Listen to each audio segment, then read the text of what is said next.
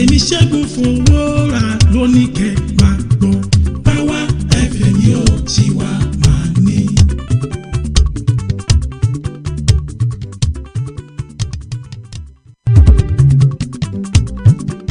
mo ní ọ̀rẹ́ mi dákun màmá yìí tó wà lórí dá ìyẹn gangan màmá yìí no controversy ní nọ́mbà yẹn 365 FM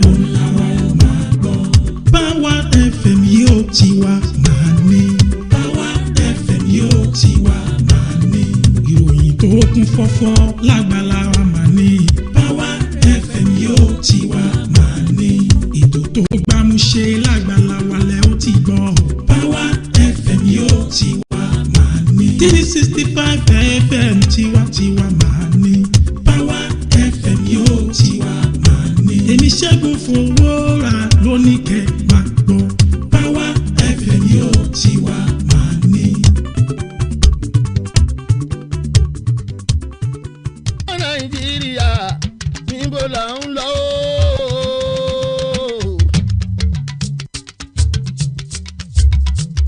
Òṣèlú Nàìjíríà o, olórí Nàìjíríà, ibi tá a bá ń kó wà rè é wí fún wa lọ.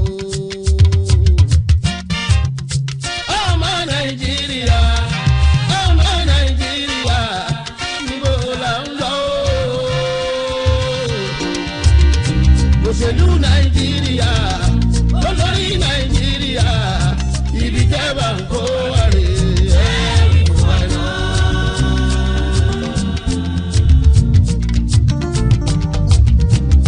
Ọmọ Nàìjíríà,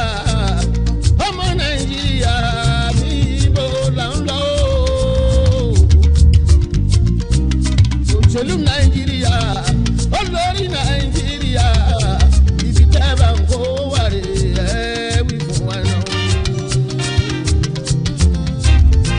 Ọmọ Nàìjíríà,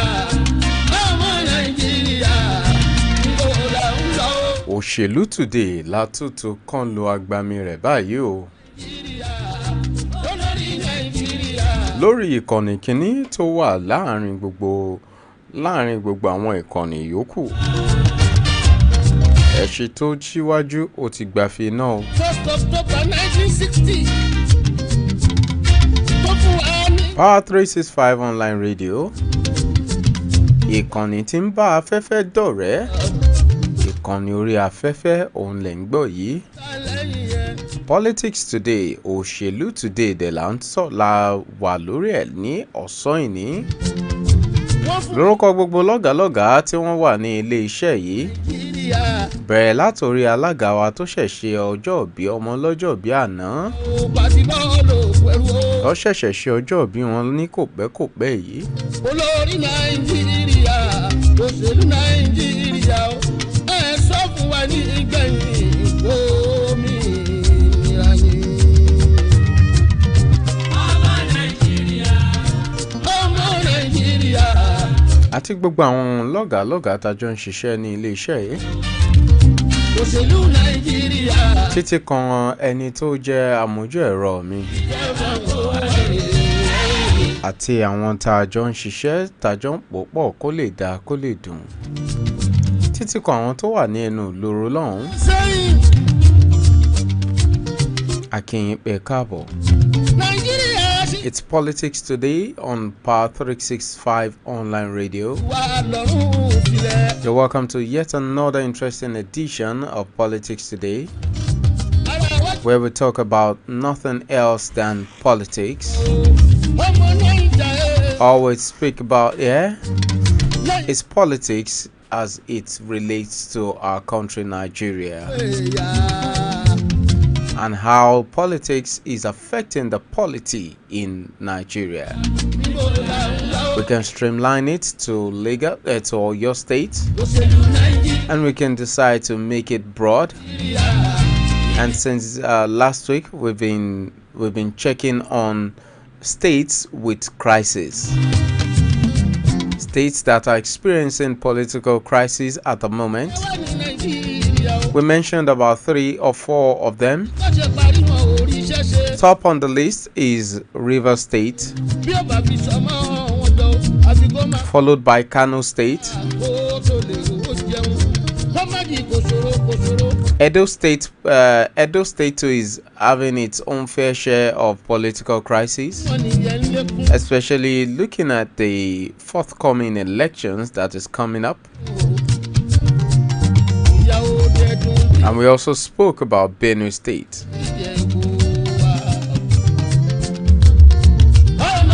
But if you look at it very well, the Southwest is free from any political crisis. The only state that could have that had a bit of political crisis was Ondo State during the interregnum of the past administration led by Arakunrin Rotimi Akeredolu. But if you look at it now, all is settled in Ondo State, and Ayedatiwa is forging ahead. And as we speak, Ayedatiwa is the All Progressive Congress flag bearer in the forthcoming gubernatorial election, gubernatorial election, off-cycle election in Ondo State. And since last week, we've been looking at the political crisis in Port Harcourt and how this endless political crisis has denied Rivers State of over 2 trillion naira public sector investments in 12 years. The unique thing about the political crisis in Rivers State is that the political crisis has been on since the past 12 years. The other states that we have mentioned, most of them, their political crisis just started this administration. So maybe they are just 1 year into their own political crisis. But in Rivers State, they've been having political crises back to back. They need a Guinness Book of Record for that.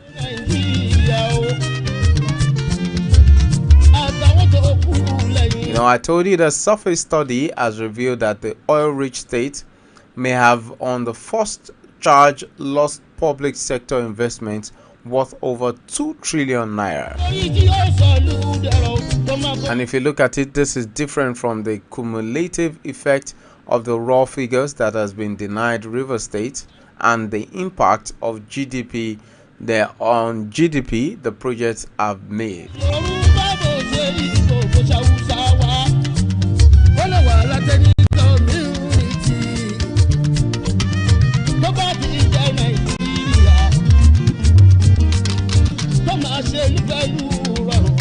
Rivers State is known for returning all the time to political crisis between top leaders, economists, and investors.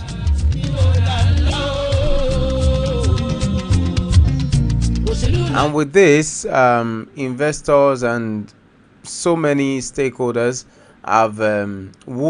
who prefer anonymity, they've come out to tell newsmen from different genres that there's another round of loss in the offing. Now, the present fight in Rivers State is between the godfather and the godson.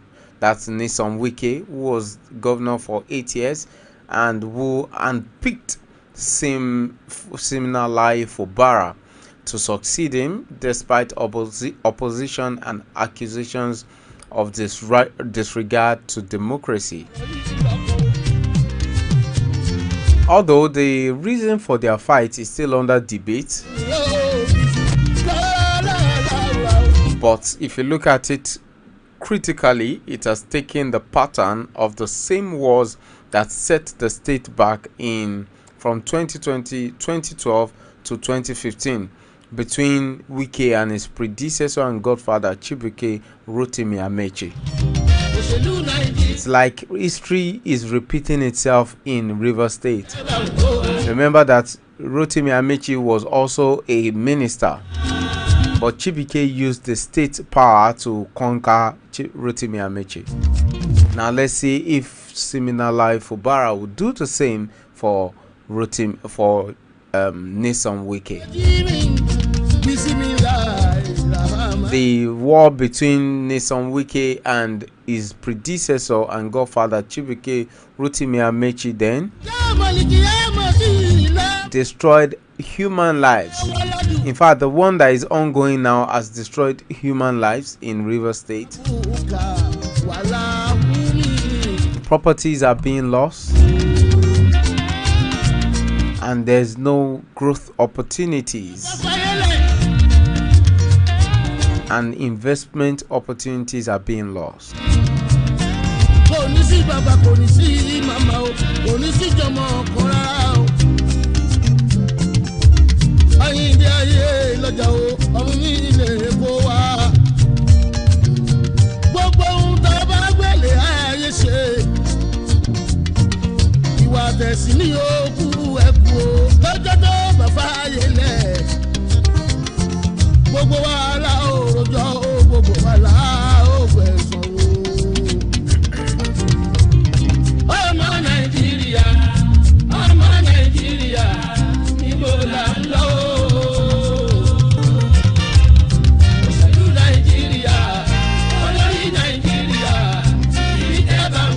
Now, if you look at it very well, the River State and Lagos State have always been competing. River State looks like the Lagos State. You know, Lagos State is our own headquarters, or let's say our own shining city in the southwest, while River State looks like the shining city in the southeast, and Abuja is probably the most shining city in the north. And there's always been a comparison between Lagos and Port Harcourt. But with what we see now, there's a gradual decline in River State while Lagos is soaring higher.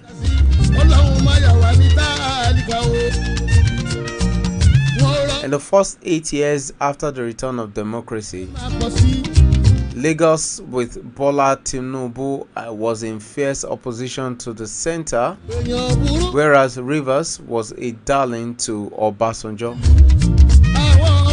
And this made Lagos, that's the background I'm giving you. Remember that Tinubu fought Obasanjo to a standstill when he was governor in Lagos. And this made Lagos to struggle, sometimes without allocation to their local councils, while on the other hand, Peter Odili of River State was always going abroad ostensibly for investment drives. Most offers came to River State first to peak.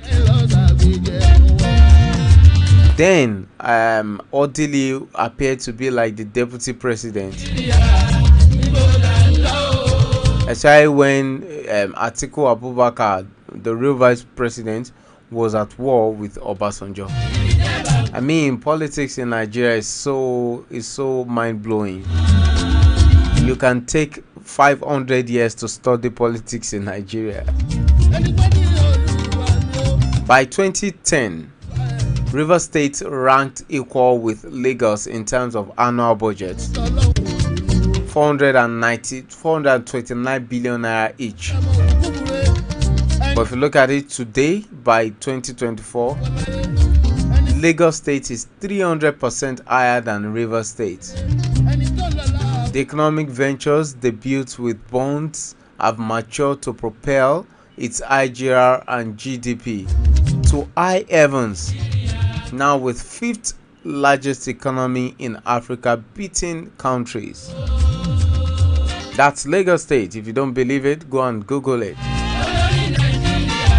Lagos State, as we speak, is the fifth largest economy in Africa, beating other countries.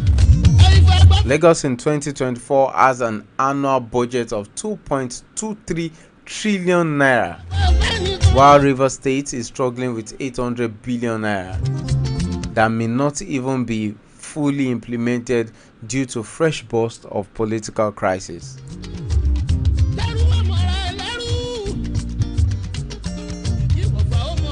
And if you look at it, this steady boost has pushed Lagos per capita to $6,100, while Rivers State remains at $2,772, meaning that a Rivers man is operating at less than half the lifestyle of a Lagosian.